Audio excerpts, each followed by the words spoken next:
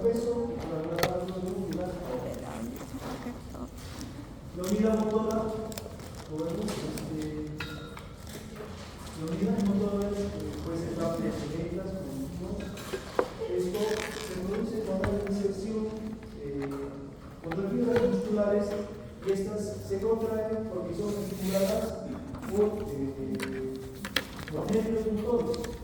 Entonces, estas unidades motores rápidas se caracterizan por tener entre 5 a 10 fibras musculares, las cuales tienen una gran inervación.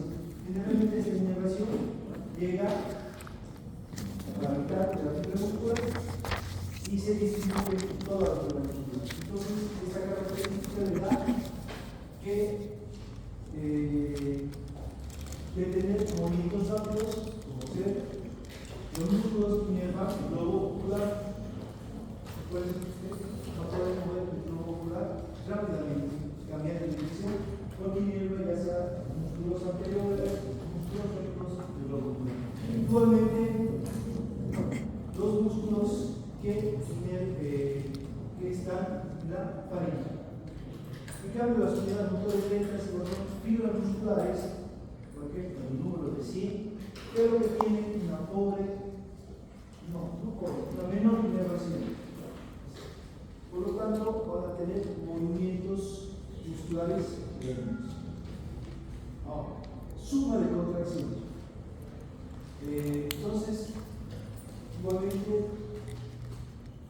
las fibras musculares se van a contraer estimuladas por un nervio motor y puede haber, por ejemplo, aquí en la suma espacial o suma de fibras múltiples, aquí van a participar varias fibras musculares, las cuales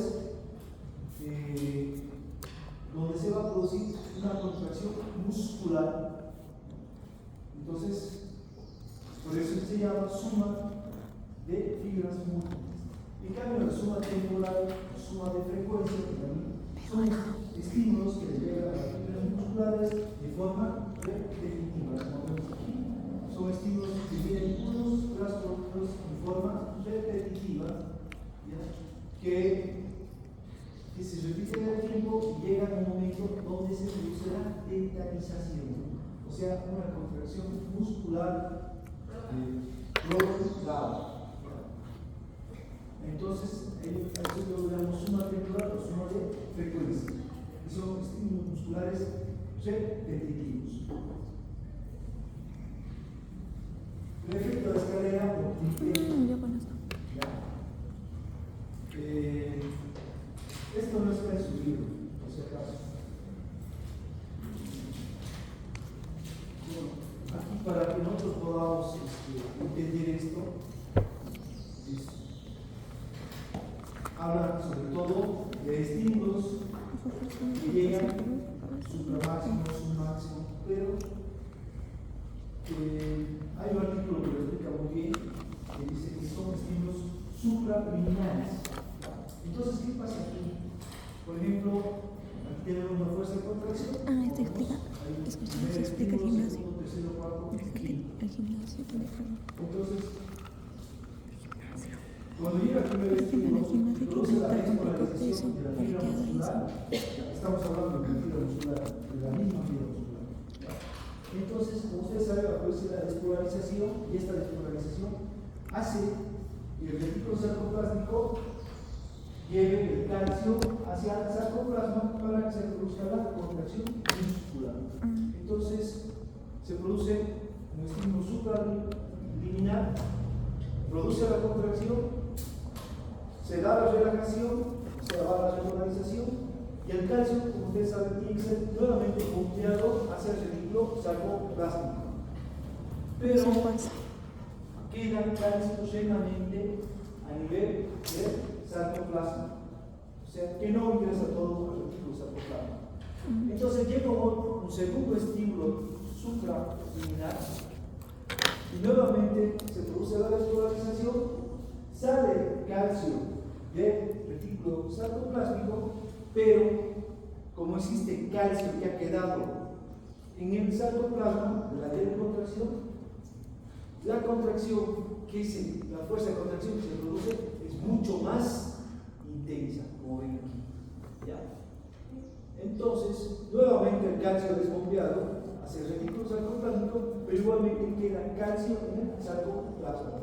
Entonces llega un tercer estímulo, igualmente produce despolarización, hace que esta despolarización, como saben, tiene costumbre de T, y hace que el retículo sarcoplásmico saque calcio, y como también existe calcio todavía en el sarcoplasma, la fuerza de contracción es mucho más intensa, o sea, es una contracción más intensa. Igualmente llega un cuarto estímulo,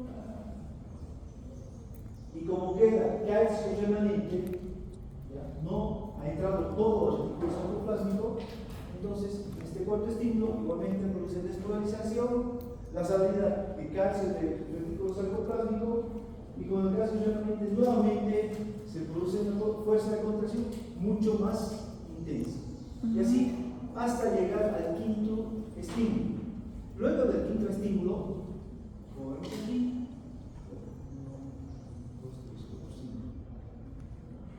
ya a partir del quinto estímulo, ¿ya?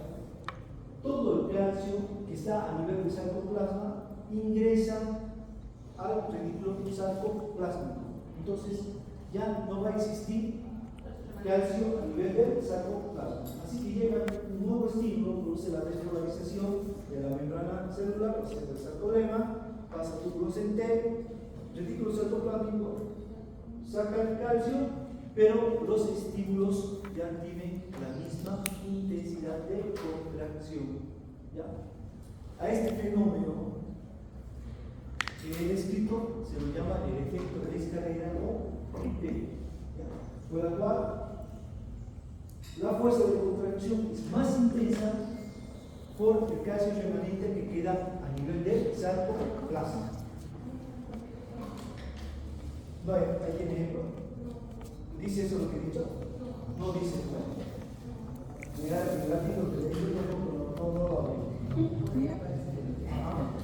Conectar con un poco el peso. La primera contracción no es la más fuerte. Hasta un punto donde el calcio fue liberado. Entonces, el efecto de escalera. Capaz de recaptar el calcio, por eso es que hay fuerza. Entonces, esa es la manera más fácil de entender por qué le dicen el efecto de escalera. O sea, la fuerza de contracción es cada vez más intensa por el calcio remanente que queda en el sarcoplasma. No es bombeado totalmente hacia el sarcoplasma. Inmediatamente los iones. Así. Y los estímulos que tienen que llegar son de tipo supraliminar. Liminar. ¿Supraliminar? Ahora, ¿qué se refiere con tono muscular? ¿Ya? Bueno, como ustedes saben, cuando no se está produciendo la contracción muscular, nuestros músculos igualmente tienen un estado de contracción. O sea, tienen a ese estado de contracción que se llama tono muscular. A la polio. O sea, los músculos nunca están flácidos. ¿Ya? Entonces, este tono muscular que se produce durante la regla, cuando los músculos no están trabajando, está dado por los haces motores que descienden desde el cerebro hacia la médula espinal hasta anterior y van hacia la placa neuromotora. Entonces, estoy hablando de aquí de haz piramidal. ¿Ya? Entonces, gracias a este haz piramidal y a los estímulos que tienen desde el cerebro, nuestros músculos siempre mantienen un tono muscular. O sea, no están flácidos nunca. Porque si usted se toca los músculos del brazo, músculos de la pierna, nunca están flácidos. ¿Por qué? Porque mantienen un tono muscular en reposo. Pero si se produciría una lesión, por ejemplo, a nivel de la médula espinal, la vía motora, ¿ya? Entonces se pierde este tono muscular y los músculos estarían flácidos. ¿En la vía motora de la médula espinal? Piramidal, entonces se produciría una flacidez de los músculos. Por lo tanto, llegaría una contracción. Porque esta vez depende a qué nivel de la columna. Por ejemplo, si es a nivel de la columna cervical, entonces se produciría una flacidez muscular en todos los músculos motores y se caracteriza por una cuadriplegia. Usos musculares. Estos usos musculares, como vemos, están informando a nivel de la unión de los tendones y los músculos. Estos músculos musculares son nervios sensitivos, ¿verdad? Sobre todo que se encuentran a nivel de tendones, que son estimulados cuando hay un estiramiento de los músculos. Entonces, cuando hay un estiramiento de los músculos, estos usos musculares son estimulados y tienen una vía sensitiva, esto que está de celeste. Entonces, esta vía sensitiva, como vemos, viaja hasta el músculo espinal, al asta posterior, y de ahí se comunica con el asta anterior. O sea, el estímulo no sube hasta el cerebro, sino hasta la médula espinal. Entonces se comunica con la vía anterior, con el asta anterior, y mediante un nervio motor nuevamente va hacia el músculo, produciendo una respuesta. ¿Ya? Entonces, gracias a estos usos musculares, por ejemplo, tenemos el reflejo rotuliano, etc. ¿Ya? Entonces, estos usos musculares tienen una vía sensitiva y una vía motora para producir una respuesta muscular. Fatiga muscular. Entonces, cuando se produce la fatiga muscular, cuando hacemos ejercicios de alta demanda repetitivos, entonces, estos que van a producir un consumo de glucógeno muscular. Se agota el glucógeno muscular. Como ustedes saben, esta es una vía por la cual el músculo obtiene glucosa, y esta glucosa, ¿por qué vía es consumida? Para producir energía para el músculo.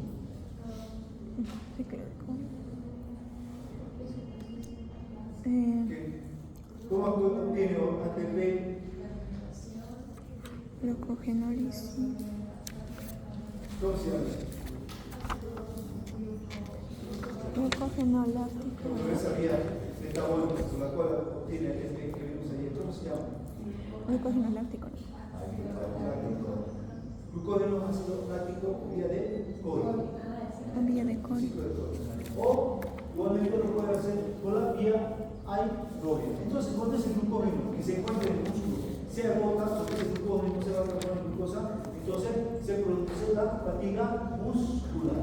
Igualmente, si hay alguna enfermedad de hígado, ¿ya? Entonces, en el hígado, como ustedes saben, se almacena igualmente el glucógeno hepático, y este glucógeno hepático nuevamente se transforma en glucosa y es eliminado por vía sanguínea hasta los músculos. Entonces, si hay una enfermedad hepática, entonces no va a haber glucosa para los músculos. Por lo tanto, igualmente se va a producir una fatiga muscular fácil, porque el músculo no tiene glucosa. Igualmente, cuando hay un agotamiento de las señales nerviosas, igualmente este va a producir que se lleve más fácilmente a la fatiga muscular. Igualmente, personas que tienen enfermedades cardíacas, igual se produce la fatiga muscular muy rápidamente. ¿Por qué se produciría fatiga muscular? Vale, ¿por qué crees que una persona que es cardiópata se le va a producir fatiga muscular?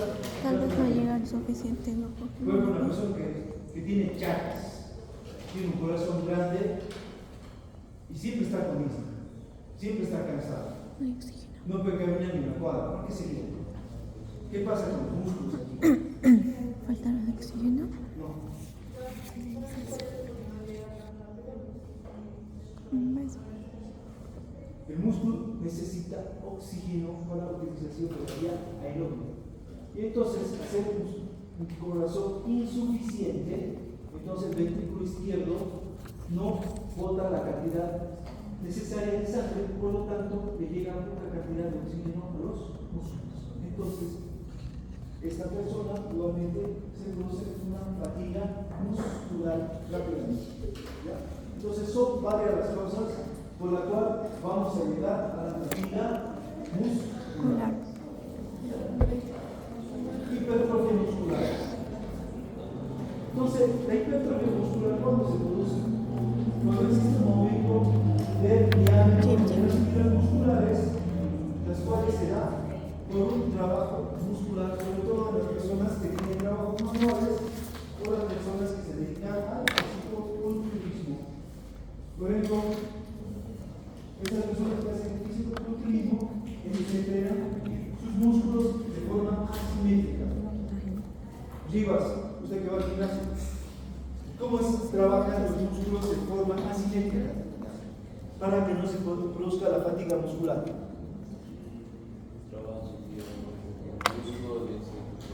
¿Cómo haces en el gimnasio? ¿Cómo trabajas? Un día pecho, otro día espalda. Entonces, como dice Rivas, es trabajo muscular asimétrico. No trabajas un solo músculo. Un día haces, por ejemplo, brazo, hombro, puedes hacer. Al otro día puedes hacer pecho, no sé, espalda. El otro día haces piernas. Entonces, y aparte, una buena alimentación va a producir una hipertrofia muscular. ¿Por qué? Porque aumentan el diámetro de las fibras musculares. ¿Y cómo se produciría este aumento del diámetro? Uriah, ¿cómo crees? Todo tiene que ver con las proteínas. ¿Por qué tomas creatina, por ejemplo?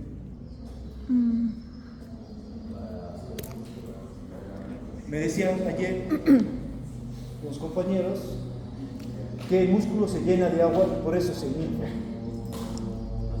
No sé, ¿te ríes por qué?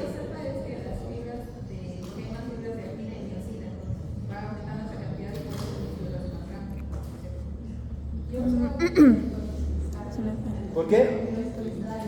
¿Qué tienen los cristales? La creatina ayuda a la reconstrucción de masa. Pero eso es cuando se produce la macurca. ¿Ya? Pero vos cuando haces ejercicio repetitivamente de macurca, eso creo que es. no. ¿Por qué? Porque tu fibra muscular está acostumbrada. Pero cuando aumentas de peso, puedes llegar a macurcar. Como dice su compañera Aline, ¿ya? Aumentan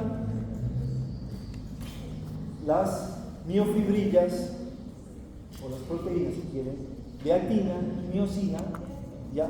Por el consumo de proteínas, ¿ya? Entonces, al aumentar estas fibras de actina y miosina, entonces aumentan el diámetro de las fibras musculares. Por lo tanto, se está produciendo una hipertrofia muscular, ¿ya? Atrofia muscular. Entonces es todo lo contrario. Entonces aquí se va a producir una disminución del diámetro de la fibra muscular. Entonces, por ejemplo, cuando se producen lesiones y hay una falta de movimiento de los músculos, entonces aquí se va a producir una atrofia muscular. Hay pérdida de proteínas, menos cantidad de miosina y actina, por tanto el diámetro del músculo disminuye. ¿Y aquí qué tenemos que hacer? Fisioterapia. Reactivar los músculos. Igualmente los pacientes que sufren accidentes y quedan postrados en cama, es fundamental la fisioterapia, si no se produce una atrofia de los músculos. Necesitan la masoterapia, aplicación de electricidad, aplicación de calor, todo lo que hacen los fisioterapeutas. Es re importante para que los músculos no lleguen a atrofiarse. Rigor mortis. Esto se produce cuando se produce la muerte y se produce la rigidez cadavérica, ¿ya? Entonces, cuando se produce la rigidez cadavérica, ¿qué pasa aquí?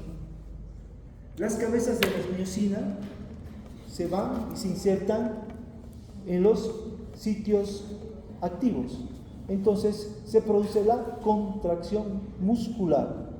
Pero, como ya se ha producido la muerte celular, entonces existe una falta de energía, falta de ATP, y las cabezas quedan insertadas en los sitios fijos de la actina.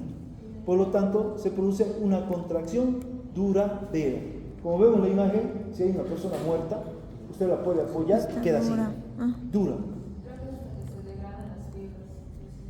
Entonces, esta contracción muscular duradera es de más o menos 24 a 48 horas y comienzan las enzimas proteolíticas a digerir las células y entonces van a digerir a las fibras musculares y por lo tanto nuevamente se va a producir la flacidez. Entonces, ¿por qué se produce la rigidez cadavérica? Porque las cabezas de las miosinas quedan insertadas en los sitios activos de la actina y no hay suficiente ATP, energía, para que vuelvan a su lugar. Exactamente. ¿Ya? Entonces, eso sería los rigos mortis o rigidez cadavérica. Enzimas proteolíticas para que vuelvan de Transmisión neuromuscular, que no hay suficiente ATP. placa motora, ¿Cómo se llama? todos los mismos.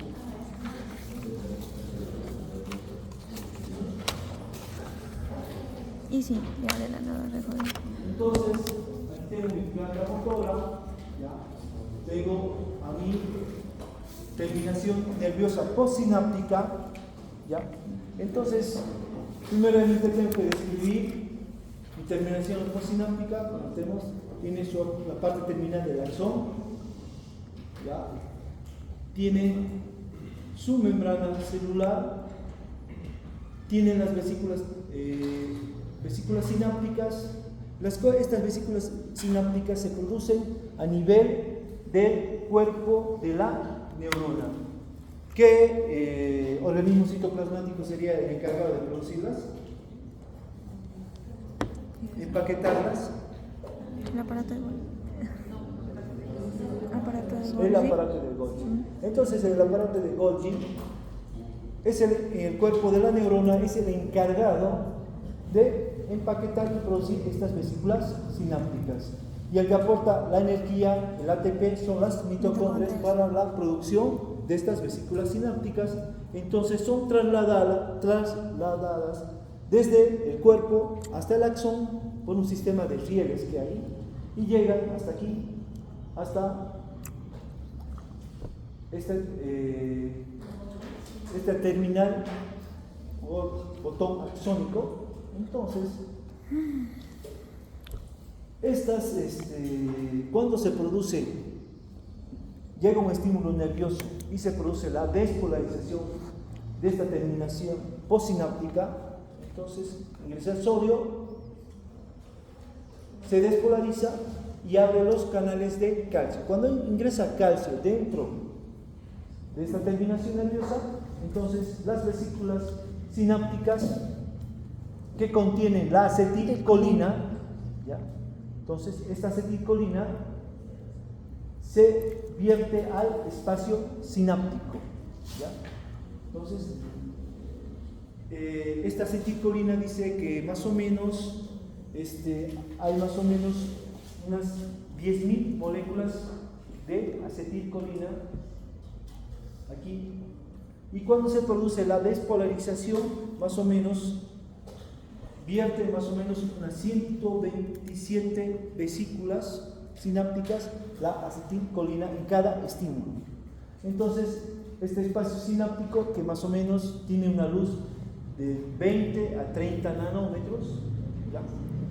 Entonces vierte la acetilcolina, como vemos aquí. Entonces, aquí tenemos al músculo, tenemos a su membrana celular, el cual se caracteriza por tener esta característica de tener hendiduras, ¿Perdón? Hendiduras sinápticas o hendiduras subneurales, creo que están en su libro, ¿ya? Entonces, esta característica es para que el impulso, la despolarización, se distribuya de manera más uniforme por el sarcolema o membrana celular. Se distribuye de forma más uniforme. Y otra característica que estas hendiduras subneurales o hendiduras sinápticas se encuentra la acetilcolinesterasa. Esta acetilcolinesterasa, entonces, cuando la acetilcolina actúa sobre los receptores o puertas químicas o ligando, hace que la acetilcolina no actúe por tiempo prolongado. O sea, es un inhibidor de la acetilcolina. Entonces, la despolarización no va a ser duradera, dura milisegundos, ¿ya? Sino sería una despolarización prolongada, ¿ya? Entonces, gracias a la acetilcolina que se produce aquí, que está aquí en estas hendiduras sinápticas, la acetilcolinesterasa es inhibida, pero la acetilcolinesterasa inhibe a la acetilcolina, ¿ya? Entonces, esta acetilcolina despolariza, ingresa al sodio, se produce la despolarización. Esta despolarización es transmitida por los tubos en T. Estos tubos en T que se caracterizan por tener dilataciones. Entonces, estas dilataciones coinciden con que tienen dos dilataciones más el tubo de T, forman una triada. Esta triada que coincide con las líneas Z, ¿ya? Entonces, se produce la despolarización, llega al retículo sarcoplásmico y produce la liberación del calcio que está retenida por la calciocuestrina, ¿ya?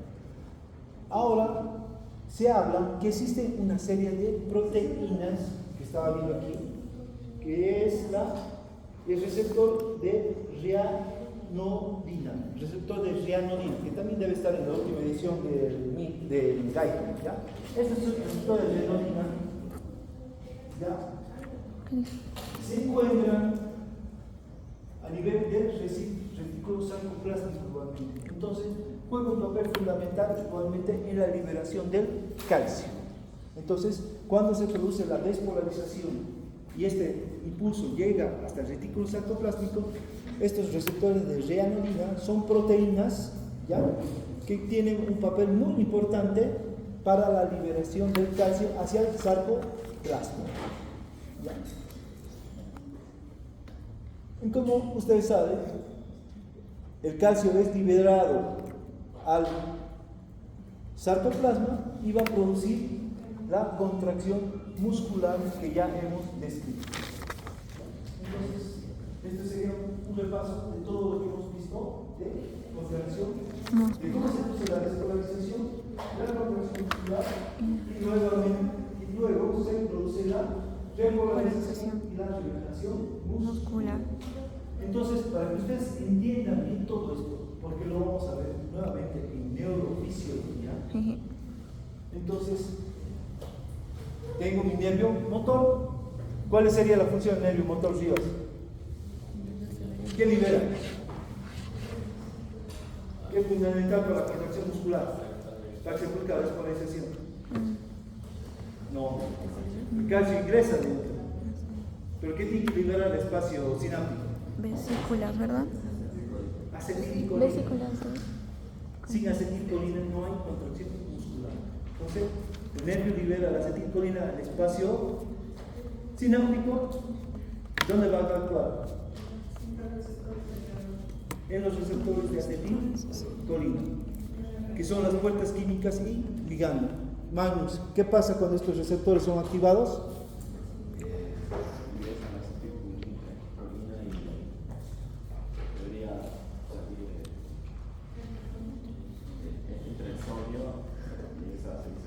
La acetilcolina actúa sobre sus receptores y hace que se abran las compuertas de voltaje para que ingrese el sodio. Y cuando ingresa el sodio se produce la despolarización. Y esta despolarización se transmite hasta los túbulos en T para que se libere el calcio del vesículo sarcoplasmático. Y esto, hay esta parte donde habla de las proteínas de estos receptores de reanodina, entonces, que son importantes igual para la liberación del calcio que se encuentra a nivel del vesículo sarcoplasmático. ¿Hay alguna duda sobre la despolarización y repolarización? Porque esto entra al examen. ¿Cómo se llama? Está facilito, ¿no? ¿Cómo se llama la proteína? Receptores de reanodina. Diga.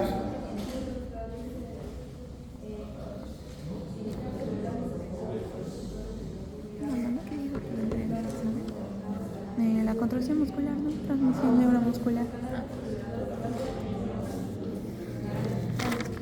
Sí. En el libro que tengo de fisiología, esto es el de anestesia. Dice receptores de reanodina. ¿Ya? Pero lo que dices ahí. ¿Ya?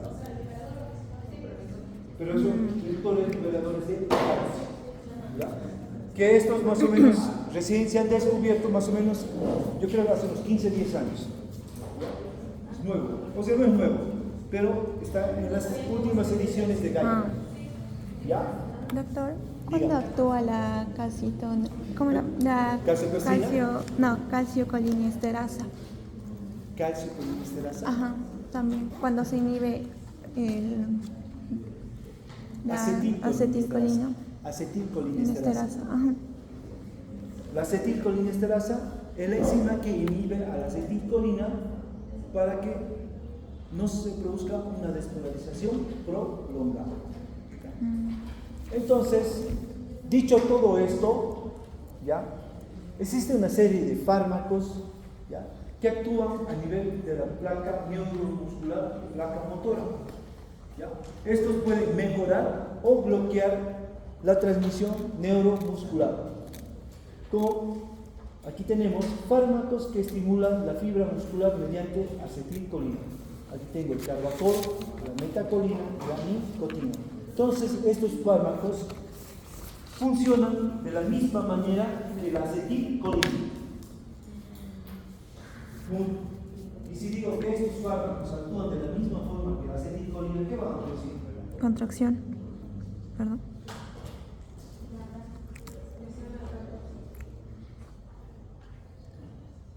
¿Qué produce? ¿Qué produce la acetilcolina?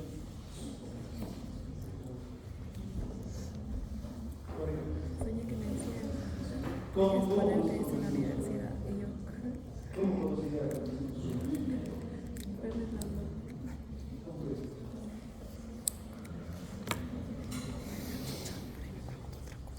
¿Qué se habla de eso?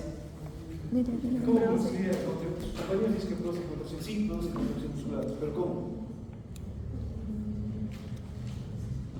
Si digo que actúa igualito que la acetilcolina.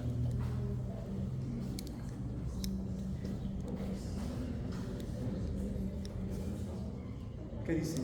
Alexandra. Los receptores. Ajá.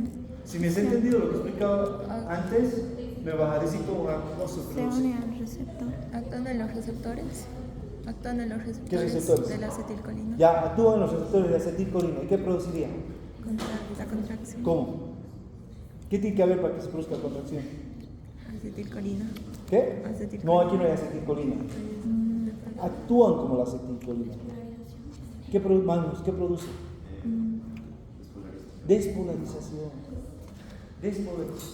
Entonces, estos medicamentos, carbacol, metacolina y nicotina, actúan sobre los receptores de acetilcolina y producen la despolarización para que ingrese el sodio y se produzca despolarización, por lo tanto, produce una contracción muscular. Pero la diferencia aquí es que la acetilcolinesterasa, que se encuentra en las hendiduras sinápticas subneurales, no lo inhibe. No inhibe ni al carbacol, ni a la metacolina, ni a la nicotina. Por lo tanto, esta contracción muscular va a ser duradera, porque no va a haber quien inhiba. se producen despolarizaciones prolongadas. Igual tengo fármacos que bloquean la transmisión a nivel neuromuscular. Tengo la D-tubocurarina y el curare. Esto fue descubierto en las personas por los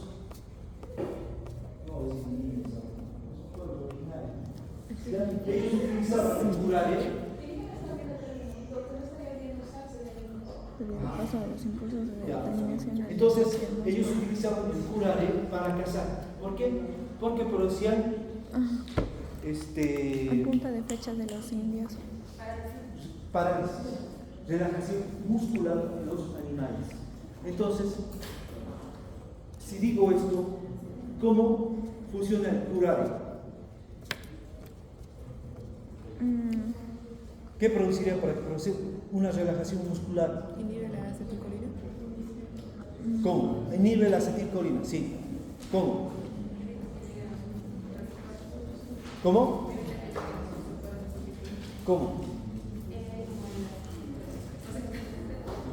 Cerrando los canales de... Este curare, que es que produce relajación muscular, ocupa los receptores de la acetilcolina y no deja que la acetilcolina, o sea, estimule estos receptores, por lo tanto no se produce la despolarización.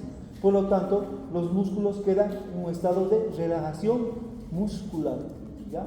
Entonces, gracias a este descubrimiento que se hizo, posteriormente se producen los medicamentos que son los relajadores musculares, que ahora tenemos un sinfín, que son sintéticos, ¿ya? Entonces, que tienen la misma función. Ocupan los receptores de acetilcolina, la acetilcolina no puede actuar.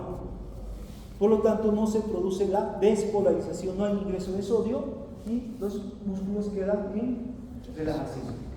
¿Ya? Otros fármacos que estimulan la unión neuromuscular inactivando la acetilcolinesterasa. Entonces, estos fármacos que tengo aquí, por ejemplo, la neostigmina, la fisostigmina, que son muy utilizados por nosotros anestesiólogos, ¿ya? Entonces,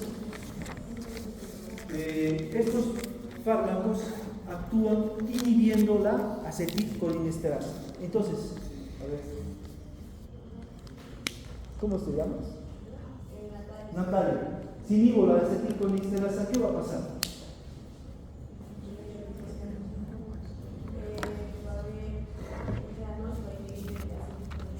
¿Y qué produce? ¿Qué reacción? Una contracción prolongada, ¿no? ¿Está bien? Claro. De ahora una tetanía. Produce despolarización y por lo tanto va a producir contracción muscular. Entonces estos fármacos inhiben la acetilcolinesterasa para que la acetilcolina pueda despolarizar la membrana celular, ingrese el sodio y se produzca la contracción muscular. ¿Ya? Entonces, estos dos medicamentos, la neostigmina y fisostigmina, actúan por un tiempo corto. Por ejemplo, si yo tengo un paciente que le he colocado relajantes musculares, pero no recupera, esos relajantes musculares siguen actuando, ¿ya? Entonces, aparte la acetilcolina que inhibe a la acetilcolinesterasa que inhibe a la acetilcolina, entonces yo coloco neostigmina y este va a inhibir la acetilcolinesterasa para que la acetilcolina pueda actuar y produzca la despolarización, por lo tanto va a producir contracción muscular, se va a producir la contracción muscular y el paciente va a comenzar a respirar. ¿Por qué? Porque los músculos de la respiración son músculos motores, voluntarios. ¿Ya? Yo puedo aumentar la frecuencia respiratoria si yo quiero, ¿no? Entonces, gracias a estos medicamentos se produce la contracción muscular. Ahora, tengo aquí otro medicamento que es el diisopropilfluorofosfato. Esto fue utilizado en forma de gas, por ejemplo, en la Primera Guerra Mundial, inhibía la acetilcolinesterasa por semanas. Entonces, si inhibe la acetilcolinesterasa por semanas, ¿qué pasaría?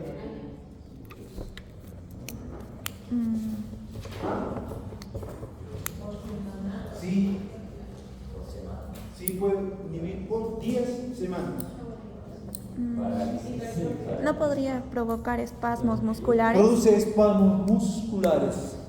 Entonces, contracciones musculares prolongadas y no hay relajación, por lo tanto, inhibe un espasmo muscular de los músculos respiratorios. Entonces, provocaba la muerte de las personas. Es por eso que se dejó de utilizar. Entonces, al inhibir la acetilcolinesterasa, la contracción muscular es duradera y produciría un espasmo muscular de los músculos respiratorios. ¿Se moría? Tan dura. Intoxicación por órganos fosforados. Por ejemplo, aquí tenemos a la estricnina. Entonces, estos órganos fosforados, como la estricnina, como vemos ahí, hay una persona que está curando sus plantas. ¿Qué será órgano Entonces, fosforado, no? estos fármacos, podríamos decir, pueden ser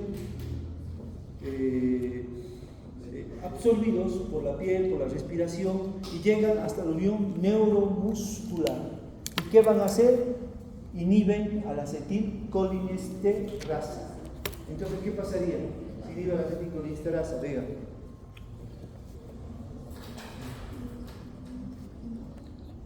¿Qué pasa si inhibe a la acetilcolinesterasa?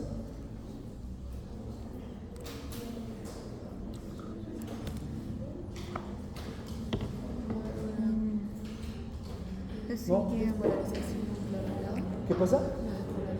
Produce una despolarización prolongada, va a producir espasmos musculares y puede producir una parálisis de los músculos respiratorios. ¿Por qué? Porque quedan contraídos y no se va a producir una relajación.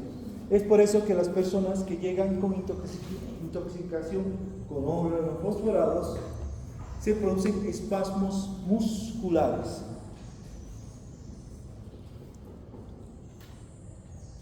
¿Ya?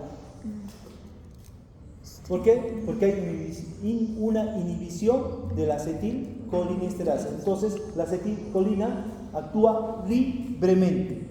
¿Ya? Y si la acetilcolina actúa libremente, va a producir estos espasmos musculares, aparte va a producir bradicardia. ¿Por qué va a producir bradicardia?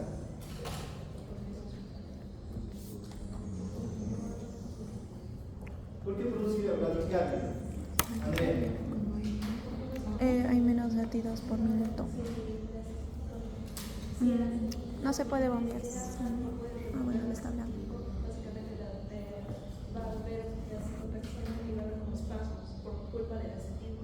Pero a nivel del corazón. Claro. Pero si produce espasmos, latiría más fuerte. Bradicardia, ¿por qué producía bradicardia?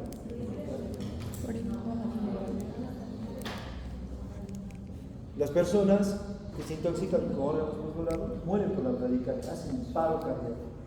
¿Por qué es? Porque el músculo no se relaja. Necesita la relajación. Necesita oxígeno. Uriel. A ver.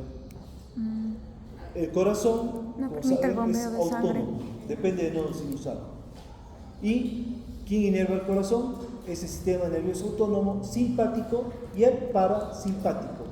El simpático lo acelera, el parasimpático lo inhibe, o sea, disminuye la frecuencia cardíaca. Y si la acetilcolina actúa libremente, entonces el parasimpático lo que va a hacer es bajar la frecuencia cardíaca. Entonces tenemos que utilizar medicamentos que inhiben a la acetilcolina. ¿Qué medicamento es? La atropina. Entonces, ¿qué hacemos nosotros? Atropinizar los pacientes. Entonces llegaban los pacientes intoxicados, generalmente jóvenes que a fin de año pierden el año y toman órganos fosforados. Primero hacer un lavado de la piel, Son los órganos porque se sigue mejorados. absorbiendo el órgano fosforado, colocar sonda nasogástrica, hacer lavado, sacar el órgano fosforado del estómago y luego colocar atropina por una vía venosa cada 5 minutos y controlar hasta que las pupilas se pongan midriáticas. ¿Ya? Entonces ya sabíamos que el paciente está atropinizado y hay poca, ya el paciente no va a hacer bradicardia y no va a entrar en paro. ¿Por qué? Porque la atropina inhibe a la acetilcolina. Intoxicación botulínica. Esta intoxicación botulínica se dan por alimentos que están contaminados por el Clostridium botulinum, ¿ya? Entonces, las toxinas que producen este Clostridium botulinum, ¿ya?, van a actuar sobre la placa neuromuscular y van a inhibir a la acetilcolina. ¿Cuál es Yaretsi, no? ¿Qué pasaría si esa toxina inhibe a la acetilcolina? ¿Cómo estaría el músculo? ¿Qué? ¿Cuál era la pregunta? No sé. Si no hay despolarización. Relajado, flácido, se produce una flacidez muscular. Entonces, es por eso que este paciente se produce una intoxicación botulínica y hay una caída de los párpados. ¿Por qué? Porque no hay despolarización, no hay contracción muscular y se produciría una flacidez muscular.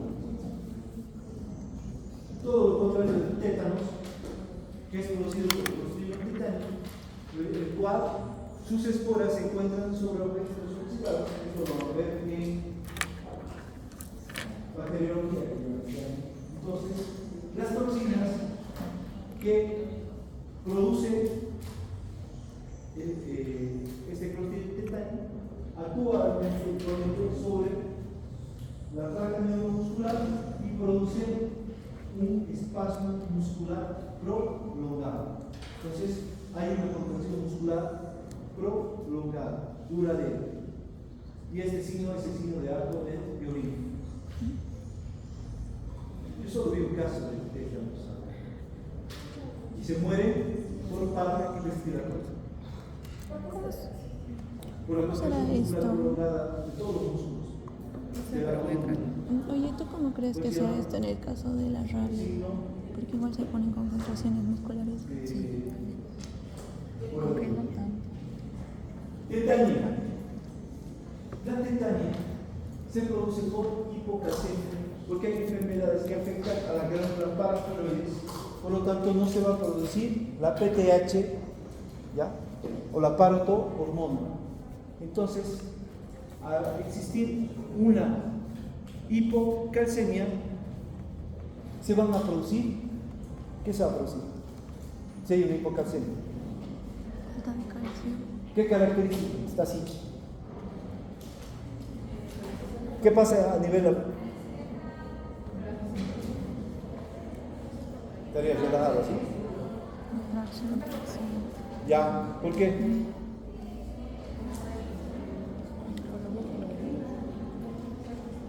Uriel, ¿qué pasaría si hay hipocalcemia? Falta de calcio.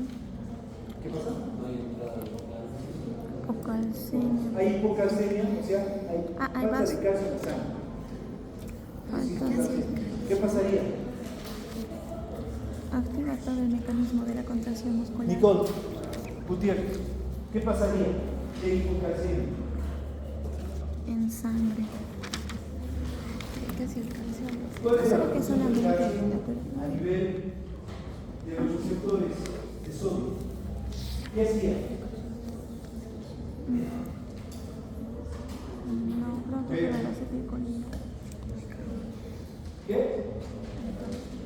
No se produce la despolarización. Impacienta. Si no se produce la despolarización, los músculos estarían relajados, pero están contraídos. ¿Qué sería? ¿Por qué? ¿Qué es el calcio a nivel de los Aquí receptores? tienes la respuesta y les tienes que explicar por qué. ¿Qué hacía? calcio. Cuando estaba hablando.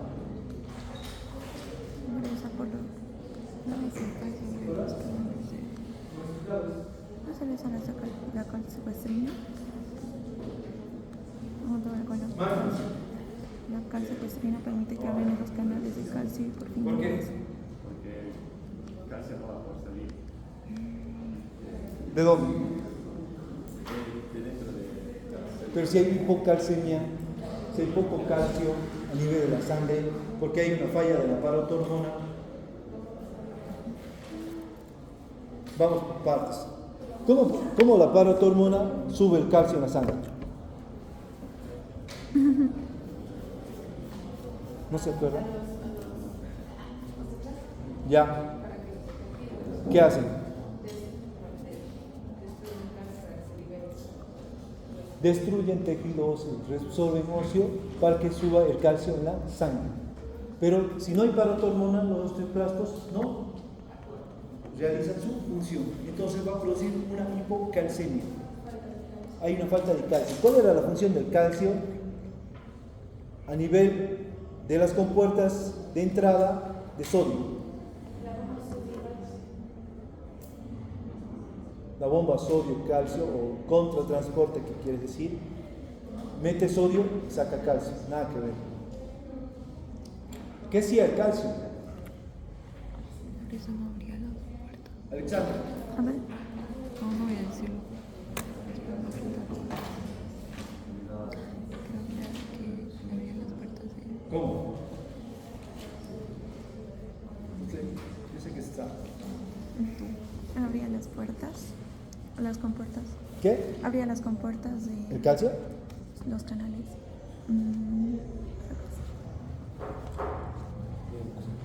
El calcio es positivo o negativo. Positivo. ¿Y el sodio? Positivo. ¿Y qué pasa cuando son del mismo, tienen la misma carga?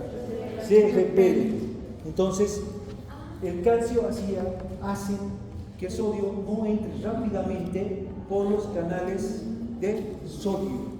Cuando hay una baja de calcio, no existe quien repela al sodio, por lo tanto el sodio va a ingresar rápidamente y va a producir una despolarización prolongada. Por eso se producen los espasmos musculares en la tetania, por la falta de calcio. ¿Está bien? Histeria. Entonces, igual, las personas que sufren histeria, estas personas igualmente se producen espasmos musculares. ¿Sale? Entonces, aquí hay estímulos repetitivos a nivel de la placa neuromotora por un estímulo nervioso. Las personas que sufren de histeria, generalmente, esto se ve en las mujeres, ¿verdad? Sí. Hay hombres también, pero es menos, que llegan a la emergencia y están así. ¿Por qué? Porque han sufrido un ataque de estrés, de histeria, ¿ya? Entonces, la descarga nerviosa es tal que se producen estos espasmos musculares, ¿ya? Entonces, ¿qué tiene que hacer uno? Sí, le das una benzodiazepina para que se duerma, descanse, bueno, y este espasmo muscular va cediendo. ¿Ya? Bueno, antes le agarraban lápiz para que se les pase, pero no. ¿Cuál es el estímulo nervioso? Ahora hay fármacos. ¿Y si le pongo? Miastenia gravis. Igualmente la miastenia gravis es una enfermedad por la cual se producen anticuerpos, los cuales van hacia los receptores de acetilcolina y los destruyen. ¿Qué pasaría si se destruyen los receptores de acetilcolina? No permitiría el ingreso del calcio. ¿Cómo? No produciría despolarización. No habría contacto de la acetilcolina. ¿Qué pasa? Se producía flacidez muscular. Entonces, es miastenia y es gravis, lleva el término gravis, cuando se produce la flacidez de los párpados, hay caída del párpado, entonces eso se llama miastenia gravis, ¿ya? Entonces, tiene que ser tratada esta miastenia gravis. ¿Por qué? Porque estos pacientes pueden llegar al paro respiratorio por flacidez muscular, por destrucción de los receptores de acetilcolina. Bueno, hay libros que investigan la miastenia gravis como enfermedades autoinmunizadas.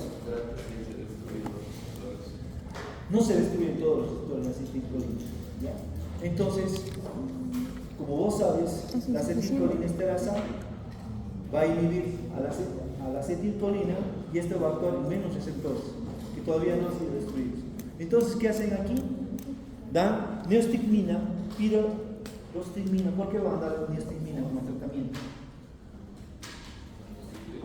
¿Qué? Aquí. ¿Cuál es la función de la neostigmina? ¿Cómo actuaba? Aquí. ¿Cómo actuaba la neostigmina? Ajá. Ya habló de la neostigmina. ¿Cómo actúa? ¿Ah? Inhibe la acetilcolina esterasa. Entonces deja libre a la acetilcolina para que actúe sobre los receptores que aún están funcionando. ¿Ya? Entonces, hay despolarización y hay protección muscular. Pero ahora hay una serie de tratamientos, pero esos ya son de especialidad. Usted tiene que saber qué es lo que pasa en la miastenia gravis. Bueno, eso sería todo de fisiología muscular esquelética. La próxima semana continuamos con fisiología del músculo liso. Creo que está clarísimo esto, ¿no? Sí. ¿Cómo? Ay, si me quieren preguntar algo, si lo mismo de histeria con el estrés, porque cuando estresas mucho te da parálisis facial, ¿no? Así va a ser.